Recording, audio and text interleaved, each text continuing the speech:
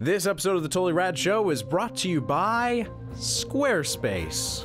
Today on TRS, it's time to fight with the new Mortal Kombat.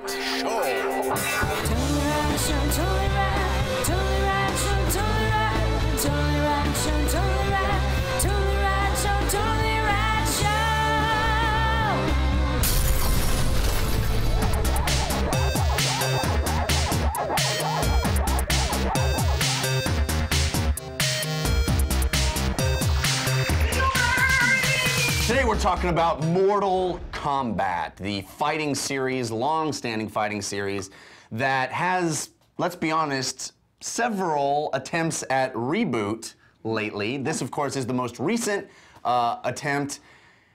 And I gotta say, they've approached it in a really interesting way. I think maybe this time might be the successful one. I'm curious to hear what you guys think. Of course, Mortal Kombat had always been a very ultra-violent, bloody, you know, we've got fatalities and babalities. Well, in recent years, that had been a little bit whitewashed and brushed out of the series, and we had a more PG-13, less M-rated version. A sort of SNES version. Remember the SNES version, if you bought the Sega Genesis version, the original, you get blood. ABA-CABB. If you did the Nintendo one, it would be dust. But even so, like, we've had versions of the game, versions of the game, like DC versus Mortal Kombat, that we reviewed on this show, that really were taking the series in a different direction. Now we're back, M-rated, bloody, crazy, over the top. We've got these new X-ray attacks that are kind of like CSI versions of an attack where it like zooms in and you see the bones breaking and spines ripping apart. Also, it's got a very robust single-player campaign, a story mode. It's got your arcade mode. It's got a challenge ladder that has all kinds of interesting different kinds of challenges. Alexander. Yes. Give me your thoughts on this new Mortal Kombat without any subtitles. It's just a straight reboot Mortal Kombat. Yeah, Kombat with a K, baby. It's interesting. There's a lot that I really liked about this game and the sort of nature of the reboot. You know, I thought the story was sort of, you know, deeper than it needed to be, which was great. You know, you watch this like 6-10 minute cutscene at the beginning and you're like, this is like a story, you know what I mean? Usually it's like, oh, I get an invitation and I show up. Here we go, you know what I mean? And it's long, it's It's long, yeah. So I really enjoyed that aspect of it.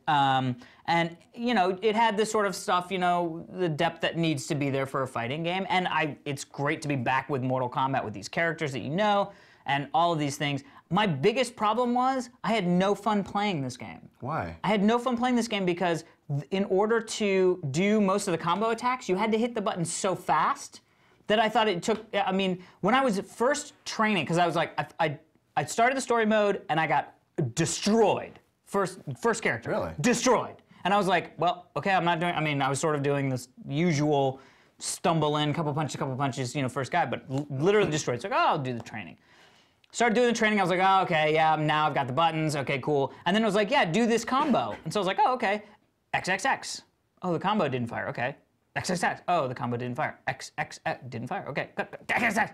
And finally I ended up having to lean the thing on my leg and play like this, which I hate. I mean, you know, you used to kind of play this way back in the day before they had big gamepads. And I have a feeling you'll probably have a different experience since you have a gamepad. I didn't use a gamepad. Well, you should have tried it. But anyway, so I was like, I had to get to this like, bam, bam, bam, but I never locked into the rhythm of that. It seemed very random when the combos would go or not go. Really? Oh, 100%. Even in the training mode? 100%. I was sitting in the training mode for like 5 minutes with XXX on the thing, and the guy's standing there, and I couldn't get the rhythm of the XXX. It was faster than I wanted it to be, but slower than just balls fast. So, and I never figured out that timing at all with any of the combos. So for the most part, when I was playing through the story mode, it was pure frustration on my part in the playing of it. Everything else was great. The graphics are cool, the characters being the old characters are great. Tons of characters. Yeah. So there's a lot of good stuff here, and maybe if you were more versed at fighting games or you could lock into this, you would have a poop ton more fun, but I had zero poop of fun. How much poop did you have, Dan? I know you're a fighting. I'm surprised to hear that you didn't use your hori stick. I know you have a hori stick. Yeah. You used. Although I'm hearing more and more people are liking the gamepad because of the triggers. It felt when I started playing with the gamepad, and I said, I don't want to. I started clocking into it. I didn't have any of the experience that you had with the combos. I didn't even feel like I had to press quick at all. I just felt like I had to just hit buttons. I mean, I spent most of my time doing special moves. Though Me too, because I couldn't get the combos of fun. Yeah, but I mean, But one of the big gripes of the series is it's kind of dial a combo. Yes, I like that, and I like that it has the same thing that I enjoyed in the new reboots of Street Fighter with the supercharged.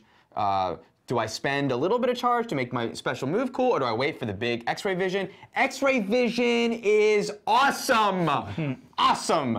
My only gripe is that the same ones happen over and over. I would have loved to have a couple of those. Yeah. But I think you can unlock ones in the crypt. okay. But that may just be fatalities. Dude, I mean, bro, like, you know, seeing like things going to eye, and then I mean, they're so inventive and they're so satisfying, way more satisfying than in a special move in any other in a Street Fighter game that I played recently. So much fun, and the frickin' story mode, the most cinematic experience I've ever had in a fighting game. It's the best story mode I've ever played in a fighting game. This is how they finally figured it out. I agree. It took this long. Yeah. They Why? figured out how, Why did it take this long? I don't know. I think they kept thinking to themselves, we just want to get, everybody just wants to get to the fighting. But it's not true. We want to have a good story. Then the fighting makes more, it's like, And I by really the want to way, win now. It's not really a great story. No, it's not well written. not. But I actually think there's some funny Johnny Cage has some pretty funny dialogue. but yeah. But it's Intentional. fun. Yeah. And it's cool. It's just the right amount. Street Fighter will have a cutscene in it, or any of these other fighting games have a cutscene that I don't care, I don't know, it's a bizarre backstory, whatever. This is like, no, it's essentially a movie.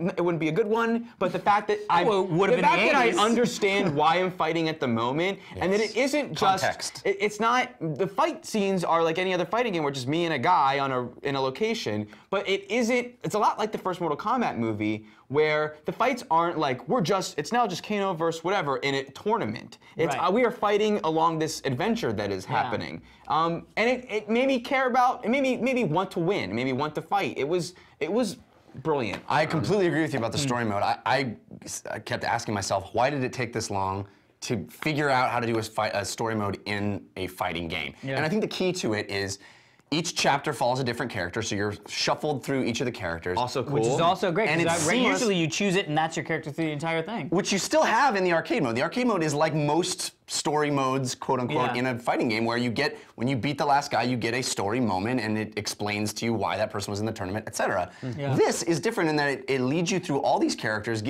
establishes relationships between each of them. I mean, even explains things like why Jax has metal arms, and it's seamless between the fighting arena moments and how they got into that moment. So they'll walk into that stage, have a discussion, and then now we're into a fight, but it feels all seamless and part of the same world. It's great.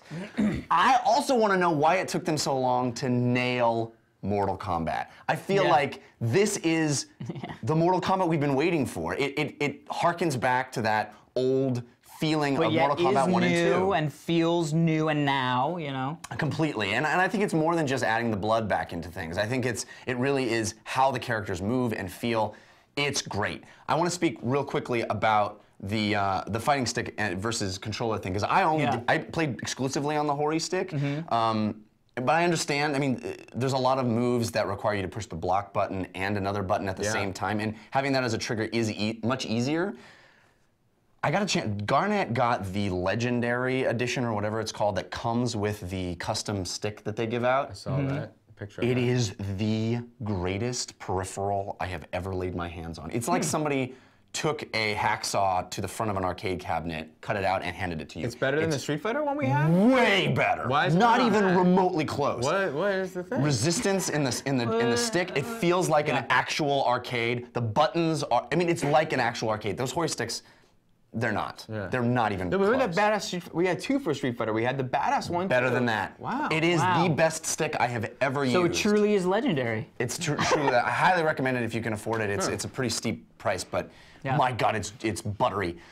This is a great game. I think I have some gripes with some of the cheesiness of the end bosses. Yeah. That's kind of a trope of the genre. I'm gonna go back and try to play it maybe with a wired controller and see if maybe it was just some interference or something. Surprised. But it was really predominant. I mean, Yeah, it's the a entire bummer. gameplay for me was like, this would be fun if I could do this. I'm also so impressed with how much game is there. You know, I Yeah. spent a long time going through the challenge tower, and you know, there's some really inventive challenges. Like, Yeah. you know, you have to fight using only a specific move, or we're taking out basically the entire fighting game, and you're just fighting a stream of zombies coming at you, and all you can do is shoot them.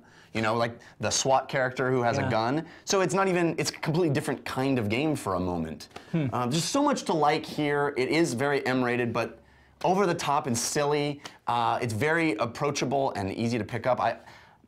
I hope that you. I'm gonna try it again. I'm definitely I gonna didn't try play it the again. arcade mode. You said there are story moments in the arcade mode. Are they the same story moments from the story mode? No, not even close. Fascinating. It's like you know, Street Fighter or no, I get old Mortal that. Kombat's, Yeah. where it's like, and then Sonya went off into the wilderness and she saw the ghost of her father. You know, it's like, Amazing. Gotcha. Spoiler. Yeah. yeah. All right, everybody, remember to stick around for this day in rad history. But first, we want to thank our sponsor, Squarespace.com. You've heard us talk about Squarespace.com for years. If you have any reason to be on the web, blog, portfolio, website, whatever, you have to be using Squarespace.com. It is the best WYSIWYG editor out there. They've got 24/7 support, which is amazing. They've got these really great, I just started changing up Heather's website using Squarespace, and they have this great, no, she doesn't, it's a surprise. But there's a really great resource with this developer forum where not only do the people who are developers that use the software go and change information and talk about tweaks and tips and stuff like that, but also the people who are working at Squarespace that actually design the software hop in and out and tell people what they think and how they would work around things and get things on there and all that stuff. And then functions actually come out of that to become functions that are just one click away in Squarespace. Amazing, amazing stuff. But not only that, we are looking for your questions and tips about Squarespace. So email your questions or tips about Squarespace to squarespace@revision3.com for a chance to have your question or answer or your question answered or tips shown off in future episodes of TRS. Now look, if you don't already have a Squarespace account, it's super easy. Just go to www.squarespace.com/TRS, get a 2-week free trial, learn tons more about Squarespace. Go do it. We will see you all tomorrow. Mañana. Check us out tomorrow when we read the Thor comic. Today is May 3rd, and on this day in rad history, in 2002, the movie Spider-Man was released, and Jeff's childhood dream of playing Peter Parker was crushed. Why? You could probably play it again. Yeah. Later. Yeah, you'll play the when they reboot it for the 3rd time. Yeah, and your son, Jim Parker, will be actually Spider-Man. I'm naming myself. This was Peter big. Parker. I love Spider-Man. I like the first one. Oh, it's I like the huge. second one even more. But I was never a huge fan of Tobey Maguire in the role. that's right. But Yeah, I thought it was, you know, great, fun realization of the Spider-Man origin story. yeah, I thought it was great for me. I mean, it was like, oh, here we go. Now we're gonna see all these epic frickin', not the like Captain America movie that you see on HBO that looks really crappy. You know what I mean? Like you're gonna get those. It's the beginning of the Marvel Domination. legitimization of the. It's interesting too how I remember a lot of people were huffing and hawing about, that's the phrase, about it being set in the daytime. Like, oh, it's so cheesy. Like, it's like, that's all happening now. Like, you don't need to just have dark stuff, gritty things that be your superheroes. Like, now it's okay. Yeah. Anyway. Yes. Thank you, Alexander Bebo.